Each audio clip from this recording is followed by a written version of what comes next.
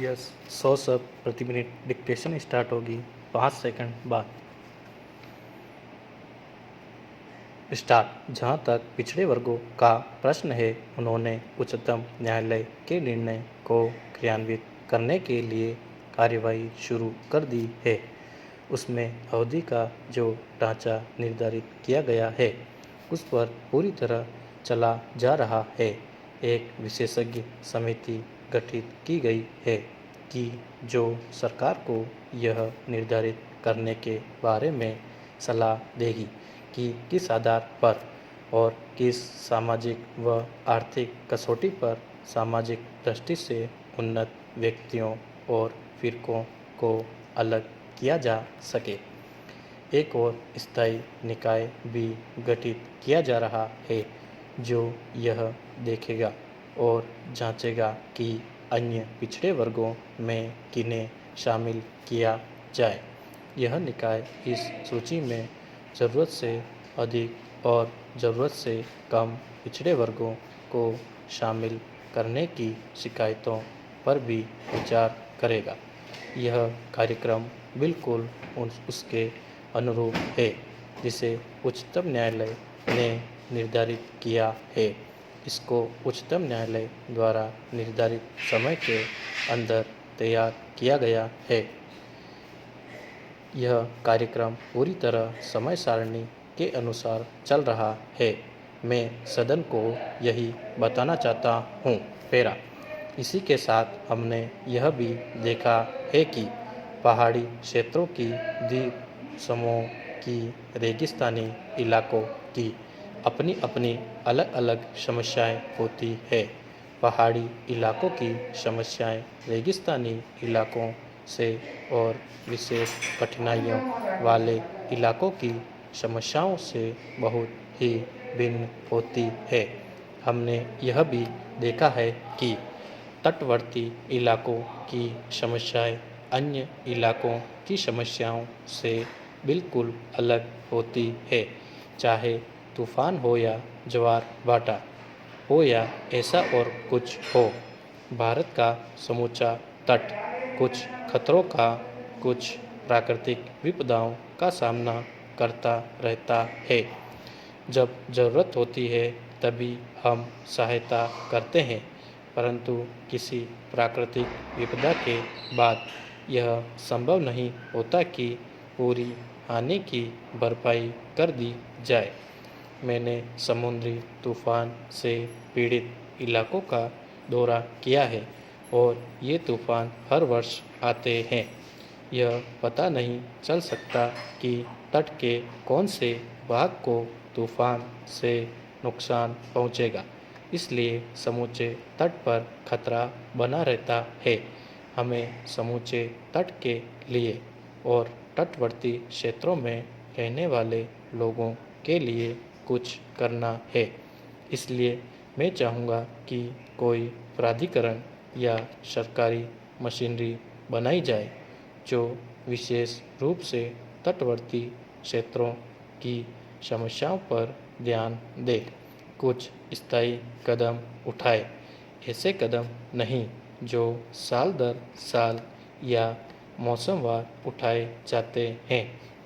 ये स्थायी कदम ऐसे होने चाहिए कि जब विपत्ति आए तो उसे दूर किया जाए और जहां विपत्ति से बचा जा सकता हो, वहां पहले से ही विपदा से बचने के लिए कदम उठाए जाएं। इसलिए एक कार्यक्रम बनाया जाना चाहिए, सोच समझकर बनाया जाना चाहिए और हम ऐसा कार्यक्रम तैयार कर रहे हैं। मुझे आशा है कि कुछ समय बाद हम सदन को यह विस्तार से बता पाएंगे कि हमने क्या कार्यक्रम बनाया है, परंतु यह एक ऐसा क्षेत्र है जिसे पहले विशेष समस्याओं वाले क्षेत्रों में शामिल नहीं किया गया था और अब शामिल किया जा रहा है। पैरा। मैं आर्थिक कार्यसूची के बारे में इतना ही कहना चाहता था। यह बात बजट में आएगी कि इस नीति के निहितार्थ क्या है और अन्य बातें क्या है। कौन सी रियायतें दी जाएगी और कौन सी नहीं दी जाएगी। पेरा। उर्वरकों के प्रश्न पर किसानों का ध्यान लगा हुआ है। इस विषय को संसद सदस्यों ने कई बार उठाया है। एक संयुक्त संसदीय समिति ने इस पर विचार किया और पैकेज निर्धारित किया। इस पैकेज को सरकार ने स्वीकार कर लिया। अब इस पैकेज के बारे में हम सब जानते हैं। 1992-93 के रबी मौसम में विनियंत्रित उर्वरकों के पीछे 1000 रुपये प्रति टन की रियायत दी गई, जिस पर 34 करोड़ रुपए का खर्च आएगा। छोटे और सीमांत किसानों को आधारित संरचना के विकास के लिए सहायता देने के लिए 500 करोड़ रुपयों की एक योजना की भी घोषणा की गई थी। पेरा। उर्वरकों के बारे में एक खास किस्म की कठिनाई होती है, विशेषकर ऐसे उर्वरकों के बारे में जो पूरी तरह देश में नहीं बनाए जाते। जहाँ तक पोटाश उर्वरकों का संबंध है, हम देश में कुछ भी नहीं बनाते, सब कुछ आयात किया जाता है। उर्वरकों के बारे में मुझे बताया गया कि हम केवल 45 से 50% ही बनाते हैं और शेष बाहर से आता है। आज एक खास किस्म की स्थिति पैदा हो गई है, जहां आयातित उर्वरक की कीमत देश में निर्मित उर्वरक की कीमत का 2/3 है। मैं केवल उर्वरक की बात कर रहा हूं, जो एक महत्वपूर्ण फास्फेटी उर्वरक है। किसान की दृष्टि से हम कम कीमत देना चाहेंगे। निर्माताओं की दृष्टि से यदि हमने सहायता न दी तो कारखाने बंद हो जाएंगे। किंतु किसानों को यह नहीं कहा जा सकता कि वे कारखानों द्वारा निर्धारित अधिक कीमत दें। तो यह उलझन है। हमें इसका हल ढूंढना होगा। हम सब इस बारे में सोच रहे हैं। मैं चाहूँगा कि माननीय सदस्य गण भी इसमें हस्तक्षेप करें और हमें अपनी राय दें। एक विचार यह है कि जब उर्वरकों की कीमतें कम हो तो उनका पूल भंडार बना लिया जाए, एक बफर स्टॉक बना लिया जाए और फिर स्थानीय उत्पादन की कीमतें मिलाकर पूल कीमतें निर्धारित कर दी जाए। इस तरह उद्योग का संकट भी हल हो जाएगा और उर्वरक खरीदने वाले किसानों को भी राहत मिल जाएगी। तो यह एक मुद्दा है। पेरा।